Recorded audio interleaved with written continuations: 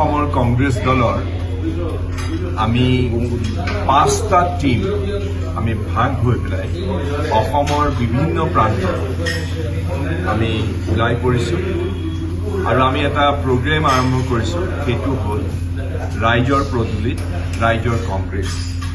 ইয়াৰ মূল উদ্দেশ্য হ'ল যে আমি অসমৰ বিভিন্ন প্ৰান্তৰত বিভিন্ন জাতি জনগোষ্ঠী ভাষিক ধৰ্মীয় বা সাংস্কৃতিক সামাজিক অৰ্থনৈতিক আনকি নিজৰ অধিকাৰৰ কাৰণে লৰাই কৰা ৰাজনৈতিক বেলেগ বেলেগ জাতি জনগোষ্ঠী সংস্থা NGO গ্ৰুপ সকলোৰে লগতে আমি কথা পাতিব খুজিছোঁ শুনিব খুজিছোঁ।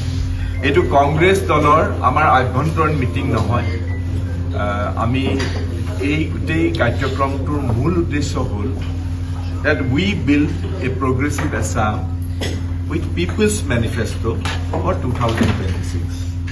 কাৰণ বিজেপি দলৰ দৰে আমি ড্ৰয়িং ৰুমত বহি আমি ভিজন ডকুমেণ্ট বা তেওঁলোকৰ মেনিফেষ্টো তৈয়াৰ কৰাৰ দৰে আমি কৰিব খোজা নাই। আমি সঁচা অসমৰ মানুহৰ কথা শুনিব খুজিছোঁ। খাটিখোৱা মানুহ পৰিশ্ৰমী মানুহ যিসকলে শ্ৰমিক কৃষক আমাৰ যুৱ প্ৰজন্ম আকৌ কৈছোঁ বেলেগ বেলেগ এথনিক গ্ৰুপ বেলেগ বেলেগ ট্ৰাইবেলছ গ্ৰুপ বেলেগ বেলেগ জাতি জনগোষ্ঠী সকলোৰে একোটা সকলোৱে নিজৰ নিজৰ ইণ্টাৰেষ্টৰ কাৰণে কাম কৰি আহিছে। এইসকল মানুহৰ লগত এইসকল গোটৰ লগত এইসকল গ্ৰুপৰ লগত আমি ভাৱৰ আদান প্ৰদান কৰিব খুজিছোঁ যাতে এই সামূহিকভাৱে অসমৰ মানুহৰ যিটো বেদনা অসমৰ মানুহৰ যিটো আশা অসমৰ মানুহৰ যিটো সপোন সেইবিলাক যাতে সঁচা অৰ্থত আমাৰ মেনিফেষ্টো যিখন পিপলছ মেনিফেষ্টো হ'ব সেই মেনিফেষ্টোত যাতে প্ৰতিফলন হয়।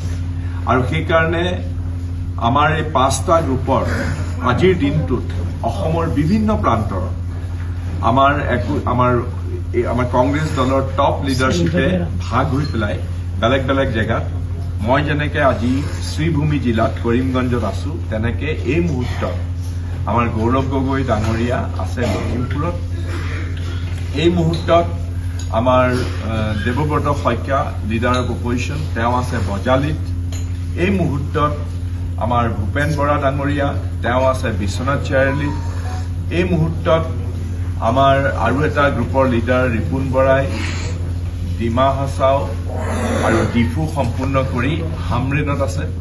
ঠিক তেনেধৰণে এনেধৰণে অসমৰ সকলোতে আমি গোটেই 35